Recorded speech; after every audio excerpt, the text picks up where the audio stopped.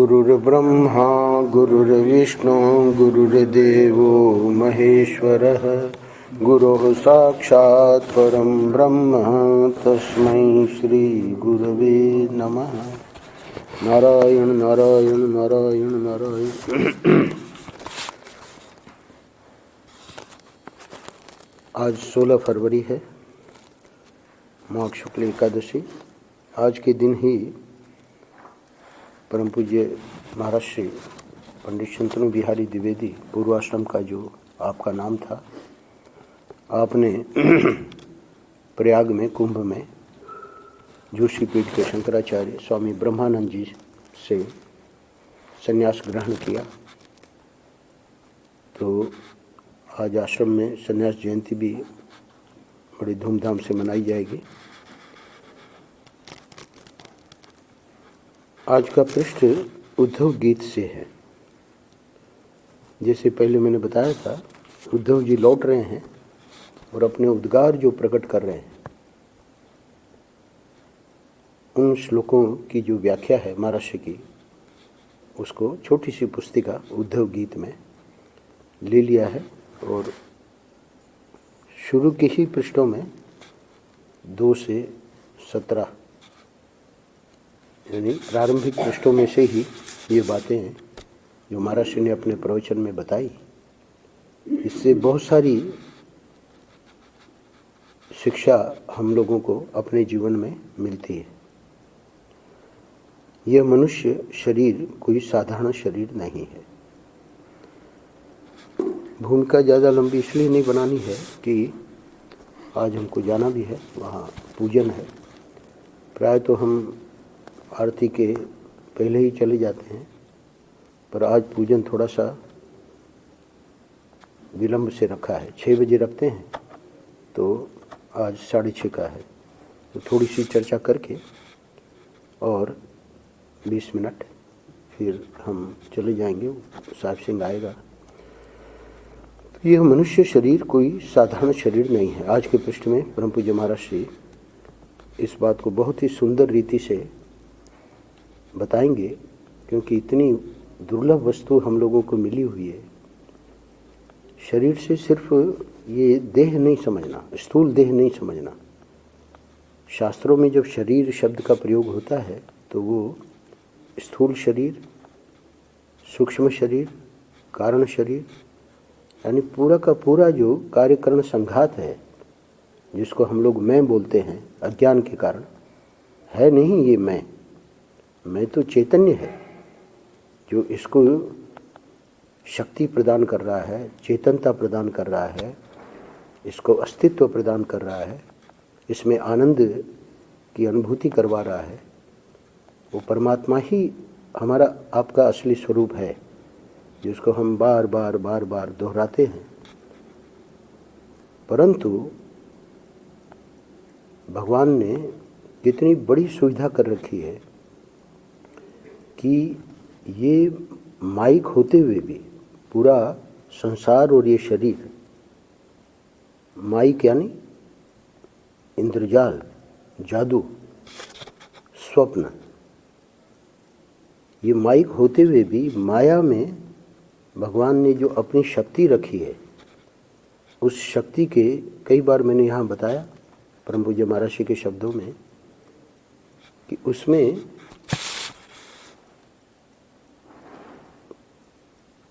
पातनी शक्ति भी है और पावनी शक्ति भी है। शास्त्र और संत हम लोगों को पावनी शक्ति का आधार लेकर और उस परमात्मा को हम अपने स्वरूप को जान लें, हम ठाकुर जी का दर्शन कर लें, हम परमात्मा के प्रेम में मगन हो जाएं, उससे क्या होगा? उससे ये जो संसार को लेकर हमारी चिंताएं हैं, दुख हैं, वो कुछ भी नहीं रहेगा। क्यों? क्योंकि भगवान ऐसे भक्त के लिए, ऐसे साधक के लिए 12वें अध्याय में भगवद गीता में स्वयं जिम्मा लेते हैं। तेषाम अहम समुद्धरता। ऐसे भक्त जो पावनी शक्ति, भगवान ने इस शक्ति को इस रूप में भी छोड़ रखा है। किस रूप में? कि हम अपना उन्नति करके और अपने लक्ष्य को प्राप्त कर लें। तो दूसरी ओर ये क्यों रखा पातनी शक्ति का? पातनी शक्ति रखी नहीं है। व्यक्ति अपनी वासनाओं के कारण, अपने संस्कारों के कारण, अपने राग द्वेष के कारण, अपने विकारों के कारण वो अपना पतन कर लेता है। ठाकुर जी नहीं चाह रहे हैं। ठाकुर जी ने मनुष्य शरीर दिया है जो कि आज का पृष्ठ है। तो ये मनुष्य शरीर कोई साधारण शरीर नहीं है। तो आप कहेंगे ये शरीर तो यहीं स्वामी जी जल जाएगा। इसीलिए मैंने कहा जब शास्त्र शरीर शब्द का प्रयोग करते हैं तो वो जो सूक्ष्म शरीर जो सत्संग में बैठ के विचार कर रहा है, समझने की कोशिश कर रहा है, उसको जीवन में उतारने की कोशिश कर रहा है, वो भी मैं हूँ। वो असली मैं तो बाद में पता लगेगा, उसकी अभी बात छोड़ दीजिए।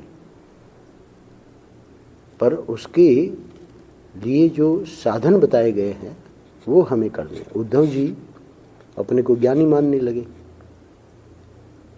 पर ठाकुर जी को तो पता था। तब ठाकुर जी ने ये बहुत बड़ी कृपा की। अब जब व्रत से लौट रहे हैं तब उनके जो उद्गार हैं तो उसी की भूमिका रूप में परम पूज्य महाराज ने अभी प्रवचन का प्रारंभ भी किया है। तो प्रारंभ में ही ये बातें महाराज हमको बता रहे हैं। एतः परम तनुभृतो भुवि गोपवध्व, जिस श्लोक की व्याख्या कर रहे हैं उद्धव जी कहते हैं, उसका एक अंश महाराज ने लिया है कि धरती पर यदि कोई सच्चा शरीरधारी है और किसी ने अपने जीवन को सफल किया है तो इन गोप वधुओं ने किया है, इन गोपियों ने किया है। भागवत के श्लोकों का जैसे मैंने कल नाम लिया, विश्वनाथ चक्रवर्ती और भी बड़े बड़े टीकाकार, सनातन गोस्वामी, रूप गोस्वामी, जीव गोस्वामी, श्रीधर स्वामी। श्रीधर स्वामी तो अभी शोभम जाते हैं, तो राम भैया जो भागवत के श्लोक वहाँ पढ़ाते हैं, तो श्रीधर स्वामी की टीका यानी गीता प्रेस वालों को इतनी महत्वपूर्ण वो लगी कि पूरा का पूरे भागवत पे जो श्रीधर स्वामी ने संस्कृत में टीका लिखी है, किसी महापुरुष ने उसका गुजराती अनुवाद किया। वो पूरा गुजराती अनुवाद कई खंडों में उन्होंने वो छापा है। तो उसका आधार लेके राम भैया वही श्रीधर स्वामी इस श्लोक पे क्या बोल रहे हैं। श्रीधर स्वामी ने ये बात बड़े सुंदर ढंग से समझाई है। इनकी बड़ी महिमा है भागवत की टीकाकारों में। चैतन्य महाप्रभु को कहा गया कि आप क्यों नहीं टीका लिख रहे हैं, तो श्रीधर स्वामी उनके पूर्व में उन्हीं के समकाल हुए थे। उन्होंने कहा कि स्वामी ने टीका लिख दी है, यानी श्रीधर स्वामी ने टीका लिख दी है, अब मुझे कुछ लिखने की आवश्यकता नहीं है। इतना आदर ऐसी साक्षात भगवान के जो अवतार थे उन्होंने श्रीधर स्वामी को दिया। तो श्रीधर स्वामी का ही टीका आनंद वृंदावन में मैं जब आया 2009 में तो शुरू कर दिया था राजा राम जी ने, गुरु जी ने, और 3 साल लगाए। प्रतिदिन उनका श्रीधर स्वामी का वो पूरा का पूरा रिकॉर्ड हुआ है। हिंदी में उनका श्रीधर स्वामी को समझाया है प्रत्येक श्लोक की टीका का। तो वही श्रीधर स्वामी इसी पंक्ति पे, इसी श्लोक की इस पंक्ति पे क्या भाव कर रहे हैं, बड़े सुंदर ढंग से समझाइए। क्या समझाया? प्रेम की महिमा किससे? तो प्रश्न उठाया कि बोले कि प्रेम किससे, मरने वाले से कि अमर से, अधूरे से कि पूरे से, इंद्रिय के भोग्य से कि परमात्मा से? सीधी बात है। इन प्रश्नों का उत्तर हम दे लेंगे तो यदि हमारा प्रेम अमर से है, पूरे से है, यानी ठाकुर जी से है ना, इंद्रिय के भोगों से नहीं है, संसार से नहीं है, अधूरे से नहीं है, मरने वाले से नहीं है, तो ये प्रेम जो है उसकी महिमा बनी। और प्रेम यदि संसार से है, कई बार मैंने दोहराया मीरा की पंक्ति, ऐसे वर को के वरूं जो जिए और मर जाए, वर वरिए गोपाल जू थारो चुड़लो अमर हो जाए। गोपियों के प्रेम की क्या महिमा है? क्यों उद्धव जी ये कह रहे हैं कि धरती पर यदि कोई सच्चा शरीरधारी है और किसी ने अपने जीवन को सफल किया है तो इन गोपियों ने किया है। अब देखिए बता रहे हैं गोपियों के प्रेम की क्या महिमा है। बोले कि गोपियों के प्रेम का जो विषय है अथवा गोपियों के प्रेम की महिमा क्यों है, तो उसका उत्तर दे रहे हैं कि गोपियों के प्रेम का जो विषय है उसकी ऐसी महिमा है कि उनके प्रेम में बड़प्पन आ गया। बड़े से प्रेम करने के कारण वे बड़ी हो गई, और छोटे से प्रेम करें तो छोटे से प्रेम तो संसार में हो ही रहा है। क्या मच्छरी से प्रेम नहीं करता? कुत्ता क्या कुतिया से प्रेम नहीं करता? संसार में कितने लोग, स्वामी जी आपने तो ये पशु है ना और इन सब का दृष्टांत दे दिया, मच्छर आदि का, तो इनका भी ले लो, मनुष्यों का। संसार में कितने लोग महाराज लैला मजनू बने फिरते हैं, उनकी प्रेम की कोई कीमत है? प्रेम की कीमत तब होती है जब वह परमेश्वर के साथ जुड़ता है। तो अब मूल प्रसंग पे आ रहे हैं। मूल प्रसंग क्या? एताह परम तनुभृतो भुवि गोपबद्ध है। तो सच्चा शरीरधारी यानी जीवन को सफल किसने किया, शरीर को सफल किसने बनाया?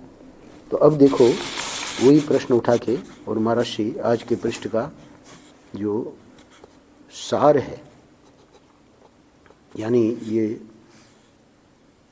जो प्रथम प्रवचन महाराज जी का है उसका सार यहाँ इन पंक्तियों में है। अब देखो शरीर सफल किसका? तो देखो ये धन कमाने अथवा भोग करने से शरीर सफल नहीं होता है। ऐसा क्यों कह रहे हैं? क्योंकि शास्त्रों में 4 पुरुषार्थ हैं, धर्म अर्थ काम और मोक्ष। तो हम भाई भोग पुरुषार्थ में लगे हैं, काम पुरुषार्थ अथवा अर्थ पुरुषार्थ में लगे हैं, अर्थोपार्जन में हम भी तो पुरुषार्थ तो कर रहे हैं, पर उसके अतिरिक्त धर्म और मोक्ष भी पुरुषार्थ है। मोक्ष को परम पुरुषार्थ माना है। तो इसलिए कह रहे हैं कि ये जो धन कमाना अथवा भोग करना, उससे शरीर सफल नहीं होता। ठाकुर जी ने हमको ये क्यों दिया कि पावनी शक्ति को पकड़ के अपना उद्धार कर ले, जन्म मरण के चक्र से हमेशा छूट जाए। बोले कि अच्छा बढ़िया कर्म किया तो शरीर सफल है, चलो कोई बात नहीं, अर्थोपार्जन में हमारी बुद्धि उतनी नहीं है, कर रहे हैं पर उतनी आसक्ति नहीं है, भोगों में भी उतनी आसक्ति नहीं है, कर्म बहुत अच्छा कर रहे हैं, सामाजिक कार्य, लोकोपकार। कर्मयोगी प्रश्न उठावेगा, अच्छा बढ़िया कर्म किया तो शरीर सफल है क्या? तो इसका उत्तर क्या देते हैं? नारायण कहो, बहुत कर्म करने की मजदूरी तुमको मिलेगी। यानी जो अच्छा कर्म तुम कर रहे हो, बढ़िया कर्म, और तुम लगे हुए हो, तो उसकी मजदूरी यानी उसका फल तुमको मिलेगा। अतः बहुत कर्म करने से शरीर सफल हो गया सो बात भी नहीं है। तो मजदूरी क्या मिलेगी, सफलता क्या मिलेगी? अगर उसमें निष्कामता है, अगर उसमें हम सकाम नहीं कर रहे हैं, तो अंतःकरण शुद्ध होगा। तो अंतःकरण शुद्ध होगा तो हमको उसका फल तो मिला, पर अंतःकरण शुद्ध किस चीज के लिए हुआ? प्रभु से प्रेम करने के लिए। अभी प्रभु से प्रेम हमारा नहीं बना तो मजदूरी तो हमको मिल गई, वाहवाही और है ना, अखबारों में नाम तो छप जाएगा, परंतु क्या कह रहे हैं कि शरीर जो है वो सफल हो गया सो बात भी नहीं है। तो चलो इसको भी छोड़ो भाई, हम वेदांत का विचार करते हैं और पता लगा रहे हैं कि सत्य क्या है ना। तो हम जो ब्रह्म ज्ञान प्राप्त करने में लगे हुए हैं, तो वो पूछे कि अच्छा जी हमने ब्रह्म ज्ञान प्राप्त कर लिया, सो अब तो सच्चे शरीरधारी हो गए यानी अब तो आप हमको सर्टिफिकेट दे दो कि भाई हमने अपना शरीर सफल कर लिया, जिसके लिए ठाकुर जी ने हमको शरीर दिया वो कार्य हमने कर लिया। बोले अब भी नहीं किया। ऐसा क्यों कह रहे हैं? नहीं, तुम अशरीरी हो गए। यानी ब्रह्म ज्ञान से ये पता लगा कि ये जो स्थूल शरीर, ये जो सूक्ष्म शरीर, ये जो कारण शरीर, वो मैं हूँ ही नहीं। मैं तो आत्मा हूँ, मैं तो चैतन्य हूँ, मैं तो ब्रह्म हूँ। तो अशरीरी हो गए। यानी अब वो व्यक्ति अपने को शरीर मानता ही नहीं। भगवान ने 5वें अध्याय में 2 श्लोक गीता के उच्चारण करने में बहुत कठिन है। नैव किंचित करोमि इति युक्तो मन्येत तत्त्ववित् पश्यन् शृण्वन् स्पृशन् जिघ्रन् अश्नन् गच्छन् स्वपन् श्वसन् प्रलपन् विसृजन् गृह्णन् उन्मिषन् निमिषन् अपि इंद्रियाणि इंद्रियार्थेषु वर्तन्ते इति धारयन्। भगवान कहते हैं कि ये जो ब्रह्म ज्ञानी है, नैव किंचित करोमि इति, मैं तो कभी कुछ करता ही नहीं। युक्तो मन्येत तत्त्ववित्, वो तत्वविद जो है, वो ब्रह्म ज्ञानी जो है, वो युक्त है और इसी में उसकी दृढ़ निष्ठा है, मैं करता हूँ ही नहीं। तो फिर ये क्रियाएं जो हो रही है हमको दिख रही है वो ब्रह्म ज्ञानी में, खा रहे हैं, पी रहे हैं, चल रहे हैं। अभी देखिए निरंजनानंद जी महाराज आ गए कल शाम को, कल हमको दर्शन हुआ, लौट के आए तब उनके साथ में जो आए हुए हैं मुंगेर से समीदानंद जी उधर ठहरे, उनका भी दर्शन हो जाएगा।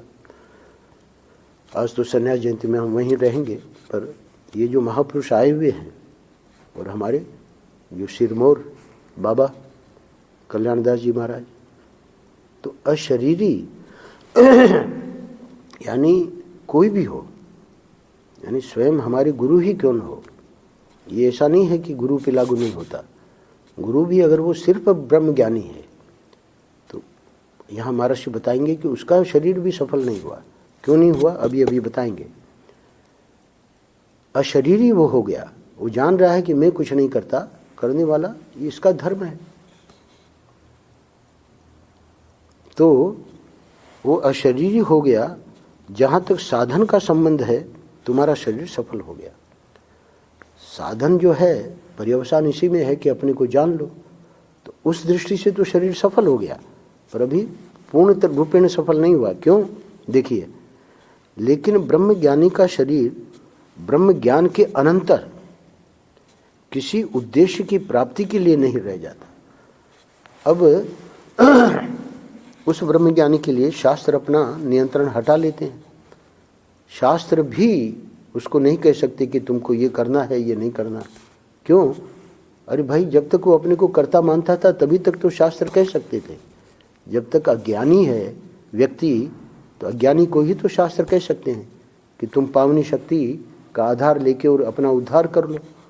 अब जब उसने अपने को जान लिया कि मैं क्या हूँ, तो अब जो है वो महर्षि कह रहे हैं कि जहाँ तक साधन का संबंध है तुम्हारा शरीर सफल हो गया। क्यों?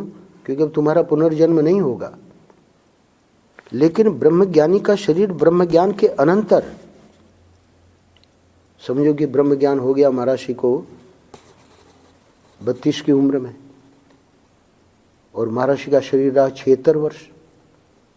तो ब्रह्म ज्ञान के बाद भिक्षु शंकरानंद जी ने उनको ज्ञान दिया, उनको जीव भाव हुआ ही नहीं। तो प्रश्न यहाँ कर रहे हैं महर्षि, लेकिन ब्रह्मज्ञानी का शरीर ब्रह्म ज्ञान के अनंतर किसी उद्देश्य की प्राप्ति के लिए नहीं रह जाता। अब उनके लिए कोई ऐसा कर्म नहीं है कि मुझे ये प्राप्त करना है, कृतकृत्य हो गए। तो वो जो 32 से 76 वर्ष तक जो है, वहाँ तो उनके लिए कोई कर्तव्य नहीं है। तो वहाँ पर प्रश्न उठता है कि अब वो क्या कर रहे हैं, क्योंकि शरीर ठाकुर जी ने दे रखा है और वो प्रारब्ध जब तक है वो शरीर रहेगा। ऐसा नहीं है कि भाई ज्ञान होते ही शरीर छूट जाता है। तो यहाँ एक प्रश्न उठा रहे हैं, उसी प्रश्न का उत्तर महर्षि आगे देने जा रहे हैं। सो असल में शरीर सफल किसका हुआ? जिसका शरीर ईश्वर के काम आया।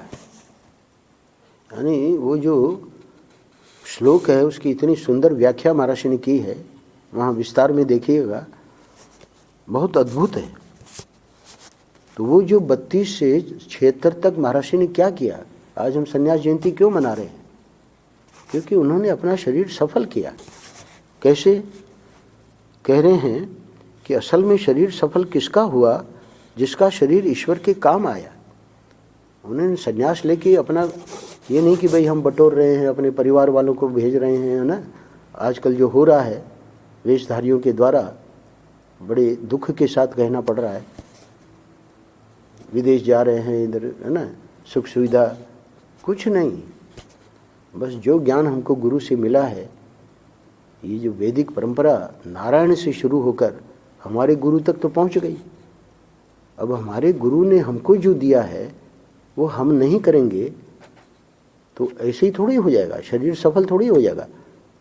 शरीर से दूसरे लोग, जो अज्ञानी लोग अर्थोपार्जन और भोग में लगे हैं, तो वो जो है संन्यास लेकर है, अथवा कहता है कि मैं ब्रह्मज्ञानी हूँ, और ब्रह्मज्ञानी होकर और फिर ये सब कर्मों में लगा है, अर्थोपार्जन और भोगों में, तो उसका तो पतन हो गया ना।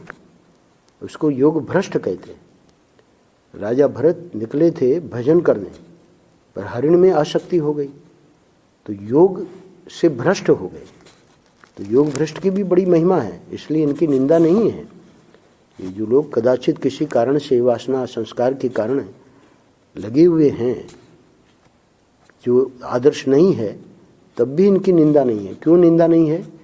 क्योंकि कदाचित किसी कारण से वो भ्रष्ट हो गए हैं, पर ठाकुर जी उनको अगले जन्म में कुछ ऐसी स्मृति करवा देता है कि वो सावधान हो जाते हैं।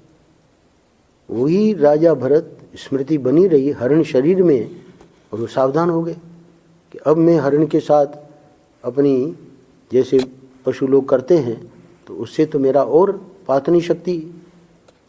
तो पशु में जो स्मृति दी ठाकुर जी ने, वो किस लिए दी? अरे भाई, तुम्हारे पिता तो साक्षात भगवान के अवतार थे, ऋषभदेव, उन्होंने ज्ञान दिया। तुम्हारे 9 भाई तो 9 योगेश्वर हो गए, और तुमने ये क्या किया? एक हरिण के बच्चे से प्रेम करके। तो ठाकुर जी देखिए कृपा छोड़ते नहीं है। अब वो सावधान हो गए। सब कथा आप लोगों को पता है। और वही हरिण, वही राजा भरत ब्राह्मण शरीर को प्राप्त हुए। क्यों प्राप्त हुए? क्योंकि सावधान रहे कि अब हमको गलती नहीं करनी। अब ब्राह्मण शरीर में वहाँ कोई गुरु थोड़ी है उनके। वही पिता ने जो राजा भरत को अपने 100 बच्चों को जो ज्ञान दिया था, वो ज्ञान प्रतिबंधित था। वो प्रतिबंध हट गया आसक्ति के कारण। 2 जन्म का उनका पहले से ही प्रतिबंध था। जैसे ही वो प्रतिबंध कटा अब उसमें भी सावधान है। पिताजी याद करवा रहे हैं, नहीं याद कर रहे। गिरीशानंद जी बड़ी बढ़िया कथा सुनाते हैं जड़ भरत की। तो ये जो जड़ भरत हैं वो क्या है? अब वो सावधान हो गए। तो कहने का अर्थ है कि असल में शरीर सफल किसका हुआ? जिसका शरीर ईश्वर के काम है। अब आप कहेंगे उन्होंने, जड़ भरत ने तो कुछ नहीं किया, है ना। अरे भाई, जड़ भरत ने अपना आदर्श करके दिखाया कि ये जो निवृत्ति है, ये जो ब्रह्म ज्ञानी है, या तो वो भक्त है, प्रेमी है, तो संसार के उपकार में लग जाएगा। महर्षि को भले ऐसा था कि अब हम कुछ नहीं लिखेंगे, है ना। मुगलपुर के बाबा ने कह दिया कि सफ़ेद कागज काला करने का शौक है क्या। वो 200 श्लोक जो लिखे थे, जो कि आज बहुत ज़बरदस्त ग्रंथ बन जाता, उन्होंने विचार नहीं किया कि इसको मुझे गंगा जी में नहीं बहाना है। गंगा जी में बहा दिया। क्यों बहा दिया? ठाकुर जी को, उनको विद्वत्ता की भी अभिमान न रहे कि मैं इतना बड़ा विद्वान हूँ। वहीं मोकलपुर के बाबा के वाक्य से ही खत्म कर दिया। ठाकुर जी जिसका कल्याण करना चाहते हैं उसमें अहंकार नहीं रहने देते। ये अहंकार लेके जो हम लोग डोल रहे हैं उसका कोई महत्व नहीं है। तो इसलिए यहाँ कह रहे हैं कि वो जो योग भ्रष्ट होता है, योग से जो भ्रष्ट हो जाता है, उसको ठाकुर जी तुरंत उठा लेते हैं। क्यों? क्योंकि किसी कारण विशेष से बेचारा, है ना, थोड़ा सावधानी नहीं रही।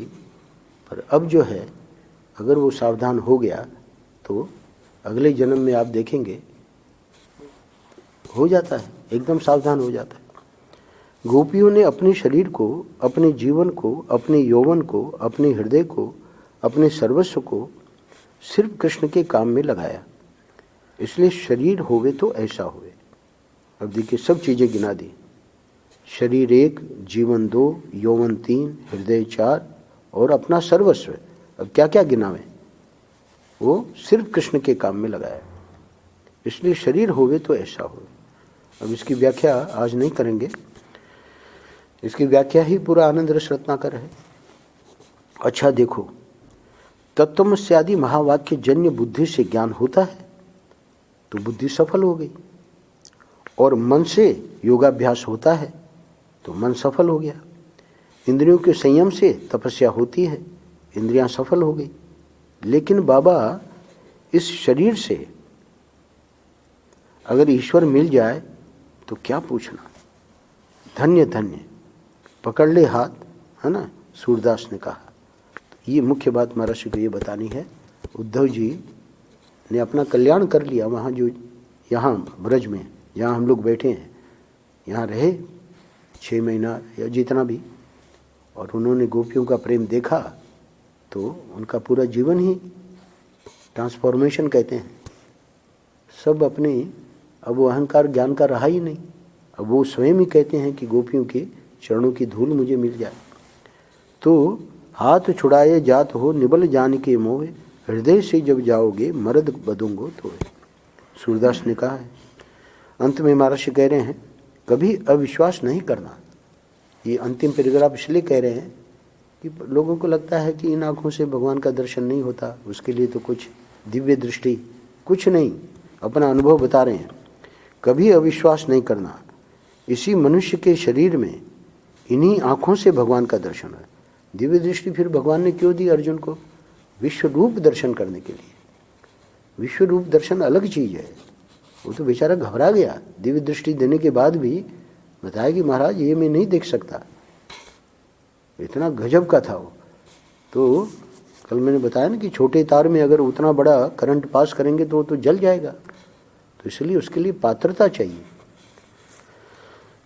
पर ये जो ठाकुर जी का जो मधुर जो दर्शन है, तो महर्षि को कहना पड़ रहा है कि कभी अविश्वास नहीं करना, इसी मनुष्य के शरीर में इन्हीं आँखों से भगवान का दर्शन होता है, इसी हाथ से भगवान पकड़े जाते हैं। सूरदास जी ने पकड़ लिया ना ऊपर की पंक्ति में, इन्हीं कानों से उनकी वाणी सुनी जाती है ना। ये मनुष्य शरीर कोई साधारण शरीर नहीं है। नारायण नारायण नारायण नारायण। श्री राम जय राम जय जय राम, श्री राम जय राम जय जय राम, श्री राम